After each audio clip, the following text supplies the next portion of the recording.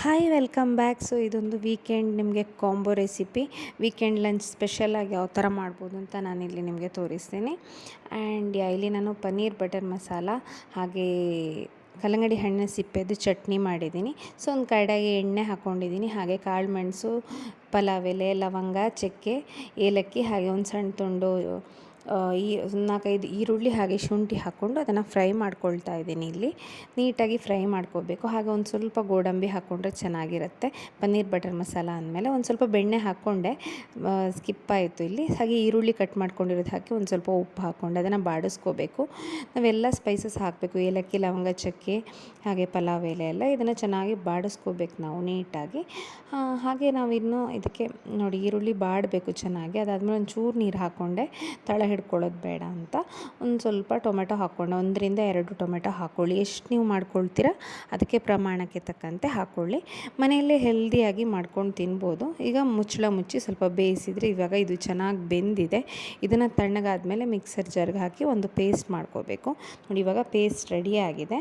ಹಾಗೆ ಅದೇ ಬಾಣಲಿಗೆ ನಾವೇನು ಮಾಡ್ಕೊಂಡಿದ್ದಕ್ಕೆ ಬೆಣ್ಣೆ ಹಾಕ್ಕೊಂಡೆ. ಇದು ಬಟರ್ ಮಸಾಲ, ಒಂದು ಸ್ವಲ್ಪ ಬ್ಯಾಲೆನ್ಸ್ಡ್ ಡಯಟ್ ಥರ ಮಾಡಿಕೊಂಡ್ರೆ. ಹಾಗೆ ಇದಕ್ಕೆ ಬೆಣ್ಣೆ ಸ್ವಲ್ಪ ಕರಗಕ್ಕೆ ಸ್ಟಾರ್ಟ್ ಆದಮೇಲೆ ಏಲಕ್ಕಿ ಹಾಗೆ ಕತ್ತರಿಸ್ಕೊಂಡಿರೋ ಈರುಳ್ಳಿ ಹಾಕ್ಕೊಂಡಿದ್ದೀನಿ.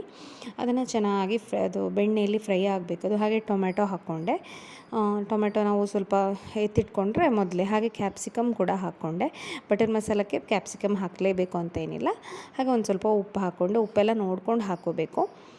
ಹಾಗೆ ಏಲಕ್ಕಿ ಕೊತ್ತಂಬರಿ ಪುಡಿ, ಜೀರಿಗೆ ಪುಡಿ, ಗರಂ ಮಸಾಲ, ಅಚ್ಕಾರದ ಪುಡಿ, ಹಾಗೆ ಅರಿಶಿನ ಪುಡಿ ಎಲ್ಲ ಹಾಕ್ಕೊಂಡು ಮಿಕ್ಸ್ ಮಾಡ್ಕೊಳ್ತಾ ಇದ್ದೀನಿ. ಅಂದರೆ ಎಲ್ಲ ಸ್ಪೈಸಸ್ ಕೂಡ ಹಾಕಿದ್ದೀನಿ.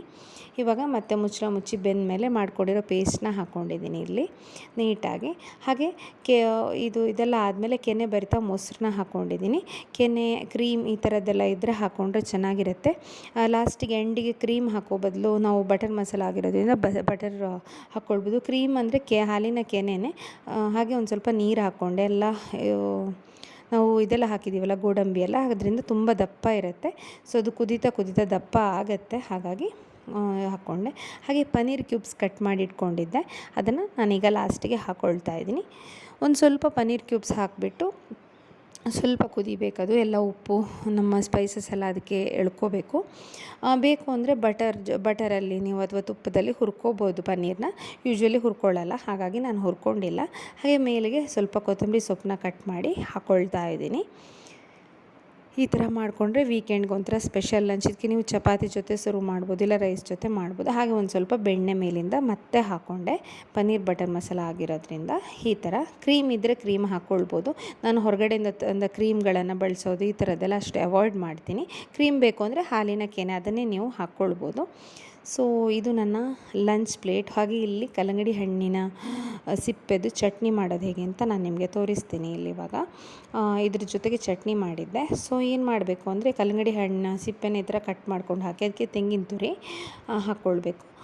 ತೆಂಗಿನ ತುರಿ ಹಾಕ್ಕೊಂಡು ಹಸಿಮೆಣಸು, ಶುಂಠಿ ಎಲ್ಲ ಹಾಕ್ಕೊಂಡು ಸ್ವಲ್ಪ ಉಪ್ಪು ಹಾಕ್ಕೊಂಡು ಸ್ವಲ್ಪ ಹುಣಸೆ ಹುಳಿನೂ ಹಾಕ್ಕೊಂಡು ರುಬ್ಕೊಂಡು ಅದನ್ನು ನಾವು ಒಂದು ಪಾತ್ರೆಗೆ, ಜಾರಿಗೆ ಹಾಕ್ಕೊಂಡು ಅದಕ್ಕೊಂದು ಒಗ್ಗರಣೆ ಕೊಟ್ಟರೆ ಆಯಿತು. ಸಾಸಿವೆ ಮತ್ತು ಎಣ್ಣೆ ಸಾಕು. ಬೇಕು ಅಂದರೆ ಒಂದು ಸ್ವಲ್ಪ ಕರಿಬೇವಿನ ಎಲೆನೋ ಕೆಂಪು ಮೆಣಸು ಹಾಕ್ಕೊಂಡು ಒಗ್ಗರಣೆ ಕೊಟ್ಟಾಯಿತು. ಅಥವಾ ಒಗ್ಗರಣೆ ಹಾಕಿಲ್ಲ ಅಂದರೂ ಪರವಾಗಿಲ್ಲ.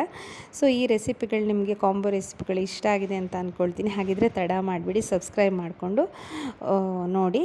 ನೆಕ್ಸ್ಟ್ ವೀಡಿಯೋದಲ್ಲಿ ಸಿಗ್ತೀನಿ. ಬಾಯ್ ಬಾಯ್.